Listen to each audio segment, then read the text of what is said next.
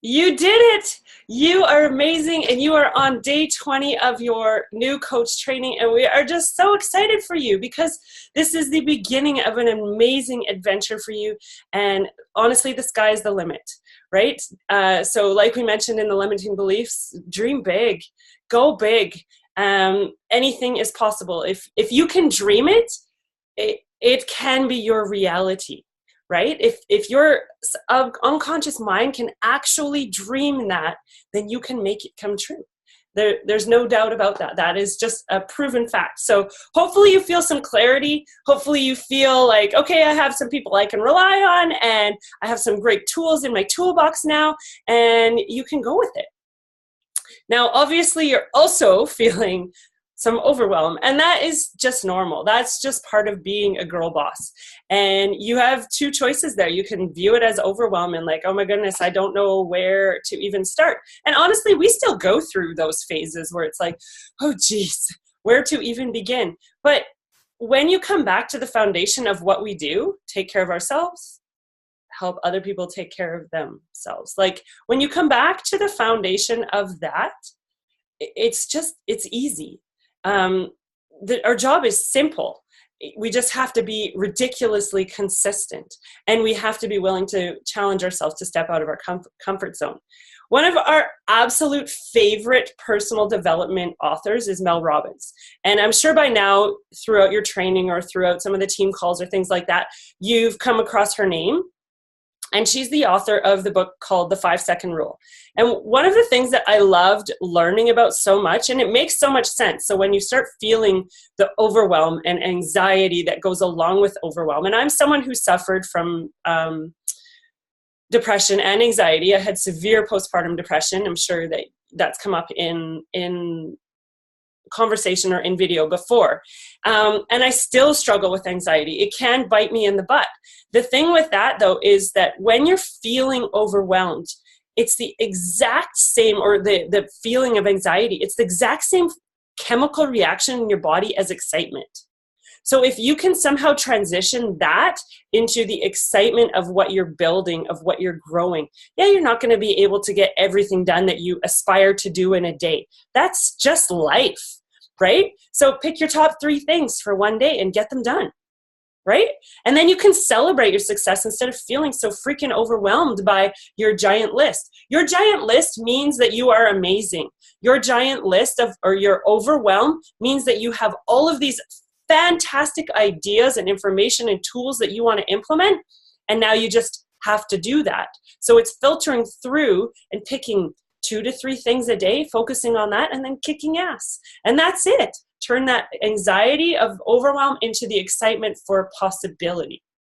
So today's the last video, and we have one thing that we're going to talk about today, and that is just how to not be average. All right? Anyone can come into this business and just be average. You don't want to be average. You want to be amazing. You want to be great, because you are great. If you made it here, if you made it to day 20 and you are the 1% of the population, then you are phenomenal in our books, not just great. So our biggest tip with this is see you as a professional. Okay? See yourself as a professional in this. If you're aspiring to make this your full-time career, then you have to see yourself as professional for people to take you seriously. If you're aspiring for this to be a part-time because you still love your full-time career, you still want to take it seriously so that people actually buy in to what you have to offer. All right, so there's 2 phases to this. This whole section on not being average. So in the first phase, we have 4 steps. So the first step is going to be to name your challenge. You can name it whatever you want to. It's a really simple step. I like coming up with funky names like Fab and Fit in February. We often do a Summer Strong or a Summer Shreds. Or, right, like you can come up with a Haunted Hustle around Halloween time. Come up with whatever name you want to for your challenge, okay? So that's your first thing, is to come up with a name. The second step in this is that you want to create a form. And you have a couple of options in here. We use Google Forms. I love Google Forms because it all ties in with my Google Docs and Google spreadsheets, and then I can take all of the information on a form and just have it exported into a spreadsheet so it's all right there for me. I prefer using Google Forms. Some people use typeform.com. Doesn't really matter. Either one, create a form that will get the person's name, the country that they live in, their email address, and maybe just some basics about like what if they're working on any wellness goals or how they found you, those sorts of things. Okay, so you want to create the form. The third step in this is that you then put a link to your form in your bio on your Instagram, your Facebook, wherever you possibly can, so that people will click on it. You never want to send people to your website. If people go onto your like Instagram bio and see www.beachbodycoach.com/ and then ours happens to be FreeToBe Fitness, they're never going to click on that link, ever. I'm actually sending them away if I have that in there. So if you've had it in there up until now, don't worry about it. Just change it from now. Have a link to that form in there. We use something called Linktree, which it's cool because it creates, you click on it, and then from there I have like 5 different sections. And this is from Instagram that people can then go to. They can get information about our free group. They can get information about a sneak peek. They can get information about several different things on that Linktree. But you want to be able to communicate with these people. So get them to a form, then they will submit the form, and then you get to be in touch with them. But that's part of phase 2. So the first step in phase 1, name your challenge, create your form, put the form link in your bio in every social media thing. And then number 4 is to prepare your call to action. Okay, so this is where you, if at all possible, you have a side-by-side transformation of your last 20 days of your journey or however long to show people your transformation in just that short period of time. Okay, so prepare your call to action, and then you're going to launch your call to action. So that's part of phase 2. So in phase 2, you post your call to action, then you follow up with these people who either have liked, commented on your call to action, or submitted the form with an email. And all of these emails and things are in the worksheets that are attached.